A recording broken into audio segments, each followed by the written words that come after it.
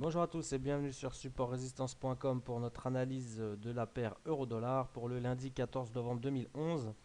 Alors désolé pour la semaine dernière, donc comme vous avez pu le voir sur le site, j'ai pris une petite semaine de vacances, donc voilà, j'ai pas pu publier les analyses et j'ai pas eu beaucoup le temps de me connecter pour. Donc je vous avais dit que je mettrais les prévisions sur le forum, mais j'ai vraiment pas eu la possibilité de me connecter pendant cette semaine. Donc encore une fois, désolé. Vendredi, qu'est-ce qui s'est passé? Invalidation totale de la poursuite baissière sur les niveaux de 1,3650. Donc ici, on le voit bien en 4 heures, hein. Plus récemment, on avait un beau triangle de consolidation du mouvement baissier engagé depuis 1,4250 jusqu'à 1,36. On est rentré donc dans une phase de consolidation. Euh, qui a bien marché dans un premier temps et qui donc on avait ici plusieurs zones. Alors j'ai pas pris 1,36 comme zone puisque on n'a pas de clôture vraiment sur ces niveaux. J'avais plutôt prévu comme zone de short 1,3650 et 1,37, 1,3720 en cas d'exagération et de débordement un petit peu du prix, hein. Ce qui s'est passé, c'est qu'on a cassé toutes les résistances sans broncher. Alors, on a eu un peu de résistance sur un 36,50, on peut le voir ici déjà en premier lieu sur un 36, puis les acheteurs sont revenus à la charge. On a vraiment essayé de contenir les prix sur un 36,50, ça n'a pas marché. Donc, on a développé un très très fort momentum à la hausse pour aller chercher un 38, presque les hauts du range, hein, qui se situe à un 38,50. On a piqué un 38 et on a clôturé un 37,50. Donc là, pour le moment, la poursuite baissière est invalidée, hein. Euh, Ce qu'on peut remarquer, c'est, moi ce qui m'interpelle, c'est qu'on peut observer le même type de comportement en début d'année sur du journalier. On avait une très très grosse dynamique haussière qu'on a cassée ici, hein. Euh, Avec vraiment une baisse très très puissante. On a consolidé ici, fausse sortie, donc on sort du triangle, hein, très très très très proprement, très très violemment, et on remonte pour sortir. Et là, s'en est engagé une très très belle dynamique haussière de 1,34 à 1,50 pratiquement. Donc voilà ce qui m'interpelle sur le graphique en 4 heures en cours de l'euro-dollar. Ce qu'on peut remarquer à plus court terme, c'est ce qui est intéressant, c'est voilà, donc on va le remettre en 4 heures. Voilà, ici on a une dynamique haussière, on casse les 1,37, on crée un couloir de consolidation entre 1,37 et 1,3850, on casse, on vient tester les 1,40, on les franchit avec force, puis on est rejeté, hein. Donc invalidation de réintégration du trading range 1,40, 1,45, signal baissier donné, donc, puisqu'on avait une très très belle résistance à 1,40 en journalier, on se rappelle. Euh, donc, on retourne dans ce couloir, on recrée une consolidation entre 1,37 et 1,3850, on casse ce couloir à la baisse, hein. Donc, on avait également un triangle, hein, comme auparavant, hein. Donc, voilà, et on réintègre ce couloir. On aurait dû vraiment, hein, être stoppé sur les 1,37 maximum, 1,37, 1,37,20 maximum pour repartir à la baisse. Ça n'a pas été le cas. Donc pour le moment, le scénario baissier est invalidé sur l'euro-dollar, hein. On va faire très attention. Donc ce qu'on peut remarquer également, c'est les prix. Alors les prix, très importants, on va regarder un petit peu ce qui s'est passé dans l'historique. On a ici un plus haut, 1,33.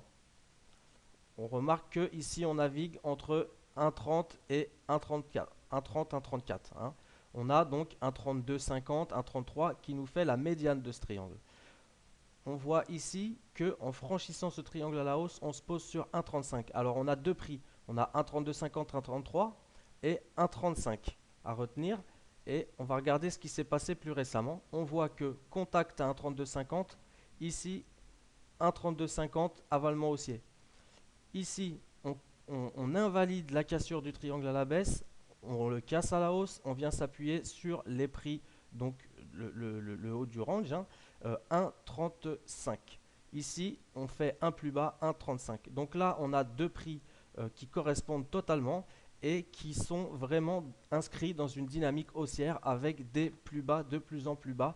Et on pourrait, pourquoi pas, aller faire un nouveau plus haut. Alors, on va faire très attention à ce scénario qui pourrait donc vraiment changer toute la donne sur l'euro-dollar. Et la zone à plus court terme qui va être déterminante pour savoir si on va plutôt revenir sur des niveaux baissiers comme 1,30, 1,28, hein, ça va être la zone actuelle, la zone de 1,37. Est-ce qu'on réintègre le range 1,37 à la hausse? Est-ce qu'on s'appuie sur 1,37 pour repartir à la hausse, casser les 1,3850, puis les 1,40 et les 1,4250, ou est-ce qu'on repart violemment sous 1,37 pour aller chercher des objectifs baissiers et valider à moyen terme un objectif plutôt baissier? La zone très importante pour moi, voilà pourquoi j'ai pas mis de graphique 1 heure et 15 minutes, ça sert à rien. On a vraiment une énorme dynamique haussière, on n'a pas d'éléments techniques très importants. Ici, on voit bien, donc on va se remettre sur notre graphique en 4 heures, celui-ci. Ici, on voit bien que tant qu'on est au-dessus des 1,37, on ne peut pas valider un scénario baissier pour le moment. Et si jamais on revient tester ce niveau et qu'on a une dynamique haussière qui s'ensuit, je préférerais être acheteur sur l'euro-dollar vers une cible à 1,3850, 1,3950. Et si on arrive à casser les 1,3950, 1,40, poursuivre la dynamique haussière vers les 1,42. Si cassure des 1,42, 1,4250, poursuivre cette dynamique haussière. Pour le moment, on voit bien qu'on est en train d'essayer de former un plus bas qui est plus haut que le précédent. On est totalement inscrit pour le moment en 4 heures dans une dynamique moyen terme haussière.